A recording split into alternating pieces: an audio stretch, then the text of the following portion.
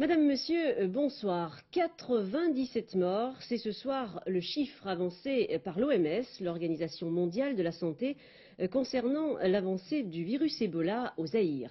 Un virus qui avance vite, à un point tel que le Parlement européen a demandé de prévoir des procédures rigoureuses de contrôle sanitaire.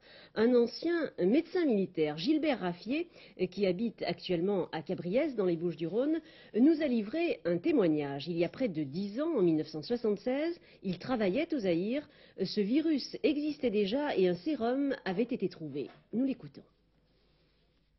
On avait offert, par exemple, aux prisonniers de la ville de Boma d'être libérés à condition qu'ils enterrent les morts. Et c'était tellement dramatique que même les prisonniers ont refusé. Est-ce qu'il y avait eu beaucoup de morts à cette époque-là? Oh, il y en avait eu à peu près 300, hein, donc ce n'est pas, c'était pas catastrophique, mais enfin tout de même. Et comment est-ce qu'on a pu traiter l'épidémie? On ne l'a pas traité.